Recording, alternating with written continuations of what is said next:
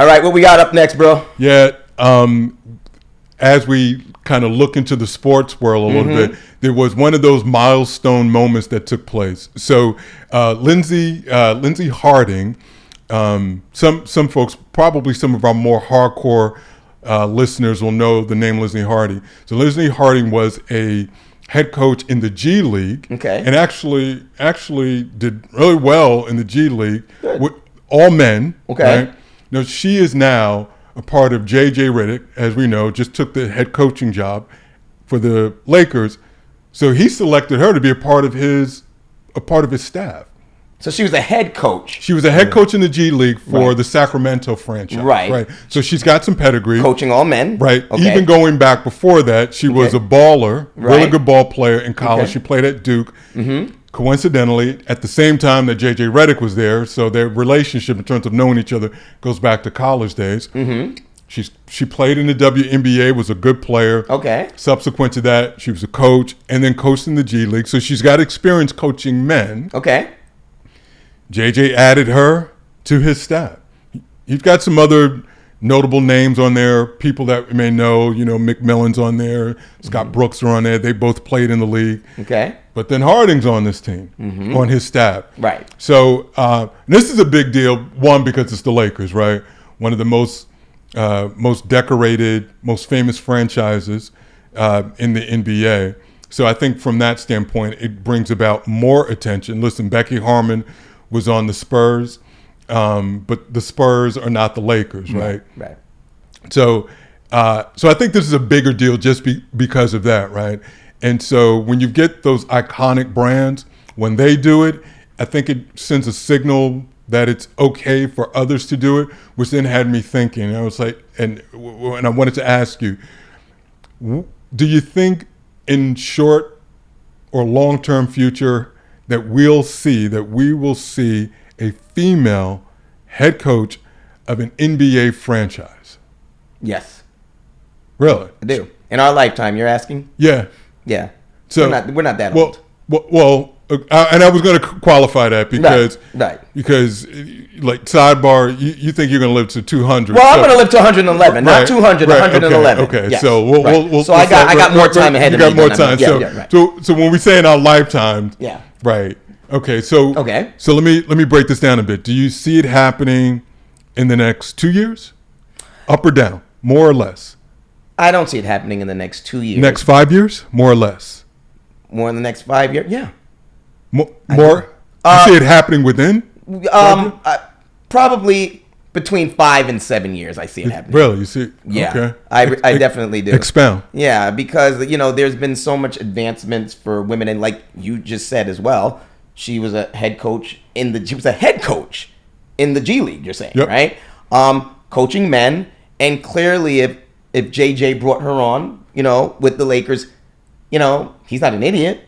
I mean, he's seen everything that she has done in the past, and he brings on good people, qualified people into the organization, and I love that he does that, and a lot of other organizations and these big wig men that are bringing women in and giving them these positions. Now, in my opinion, I think she should get a head coaching job in the NBA somewhere, even if it's not within the Lakers organization. But I understand what he did. Okay, bring her in as he's setting her up. He's setting her up, right? He brings her in as an assistant coach to prove herself, right? Where do you think? And I said I see that happening in the next 5 to 7 years. Where is she supposed to go from becoming an assistant coach on the Los Angeles Lakers? What's her next position going to be? She's going to go to the Spurs and be another assistant coach? No, I don't see that. In another 2-3 years, she's going to move to the next organization and be another assistant coach? No, I don't see that, especially if she proves herself and she does a really good job. Why not? You got to think, man, even if a lot of these other organizations didn't want to do that, it's smart of them to do that, right? What are they going to do if they make that decision, right? They're only going to bring a lot of media attention to them. If the Knicks decide to hire her in 3 years and make her the next female head coach of the New York Knicks, you know how much attention the Knicks are going to have, and only, listen, she's qualified, only if she's qualified, right? That's the smartest thing that someone should do, and any of these organizations should do, because number one, there are a lot of qualified women in sports, right? Assistant coaches, right? That deserve that job of being a head coach. So if the Los Angeles Lakers don't do it, which they probably won't, I think it would be a really brilliant idea for another team to pick her up and make her the very first head coach of their organization. It would be great. Only if she's qualified. Right. Right? Yeah. You don't think it would be a smart idea for any of these other organizations to do? Why are you shaking your head? No, I'm not shaking my head as much as that was kind of like a thinking posture, right? Okay. I don't know if it's a good idea or not. If you're If she's qualified. Let's face value. Right. She's qualified. Right. Okay. Or if she's qualified, so I guess there's an additional reason to want to tune in to see a woman to be the first woman, assuming it's the first. And to be the first organization to make her the first head coach. That's brilliant. Yeah, that's marketing 101. No, absolutely. I think there's a lot of there. There's a lot there. So yeah, why not? I guess what I'm also thinking about is going back to what you said. Hey, she's assistant coach. She can't go to another franchise and be another assistant coach.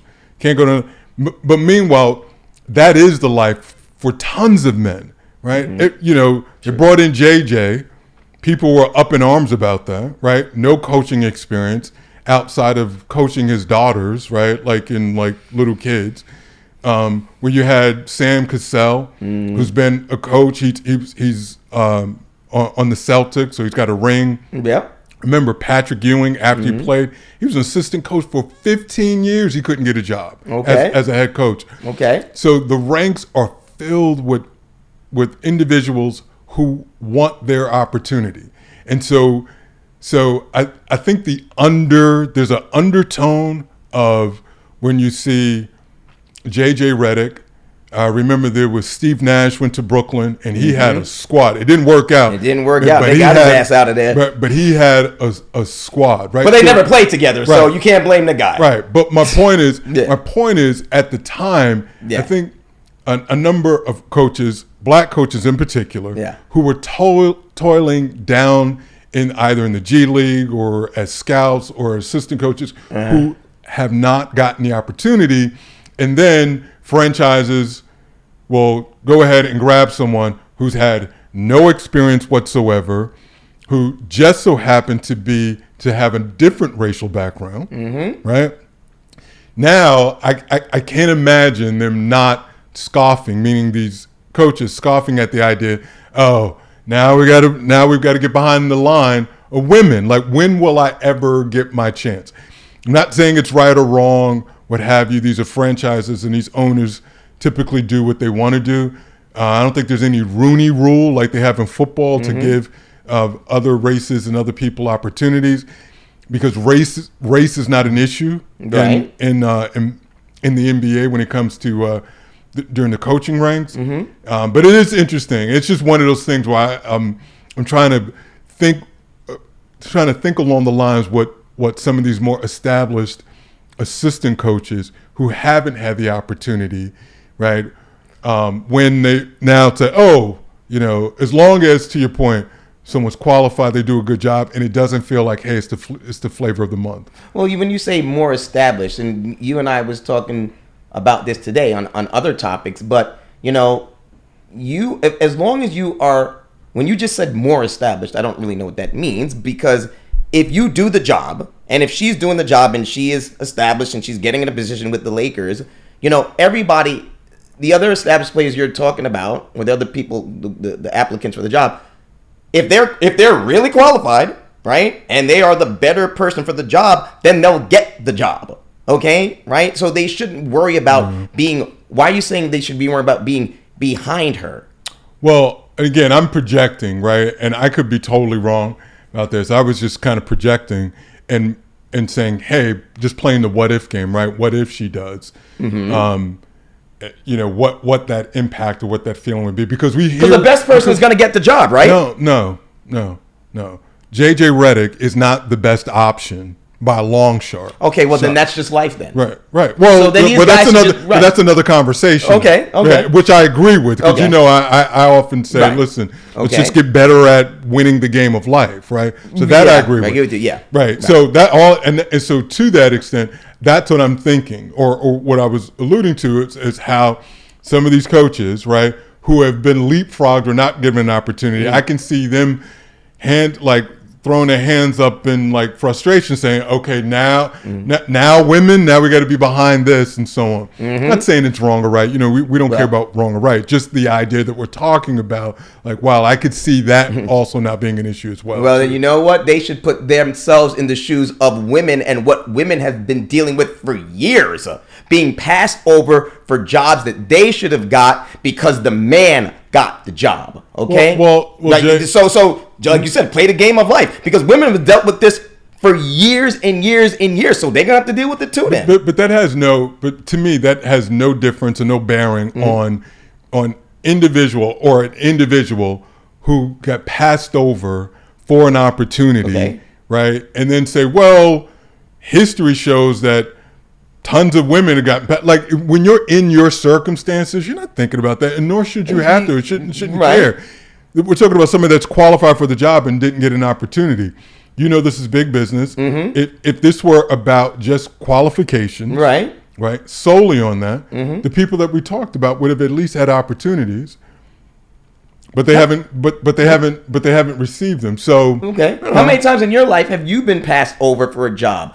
You've been up in very good jobs, and how many times you've been passed over and the white man got the job over you, and you damn well know you're a brilliant man and successful. And I mean, I'm sure it's happened to you tons of times. It happened to me lots of times, but we just have to deal with it. What are we going to do about it? That's the same situation that these coaches are going to have to deal with too. So whether you're dealing with a white man taking our jobs that we're more qualified with to getting that position, or these coaches that are going to deal with a woman who maybe she's not as qualified, I don't know, or maybe she is. It's just something they're going to have to deal with it, because I think you and I always talk about it's not about life is not always fair, right? You just have to deal with deal with it and take the hands that's dealt to you and just deal with life that way. Right. So I don't know. I guess there's no reason for them to just sit back and start crying about it, right? Because there ain't nothing they can do about it. Well, I'm gonna be really interested to see how this plays out. I'm gonna make a note of, you said between 5 to 7 years. I think so. 5 to 7 years. 5 to 7 You don't years. think that? What do you think? Listen, I don't think you're totally wrong. Like, I think you made a compelling argument, and you could see why. Like, why? The only thing I would say is, it seems sometimes in society these things move to the hot, like what's hot now, right? Yeah. So there's a lot of conversation in and around women and empowering women and women in position. And I'm all for it, ladies. All for it. But you and I also know a year from now could be something totally different, right? Yeah. It can be a totally different group, a totally different subgroup to society, to where it appears that that's what we're focusing on. The lesbian community has the gay community, the black community. We all have our time. We have no idea what it is. So it'll be interesting to see how that plays out. But net congratulations to Harding, to Lindsey Harding. That's good for her. And she's got to be geeked about that, man. Absolutely. She's got to be totally geeked about that. Amazing job. Congratulations. Yeah, indeed.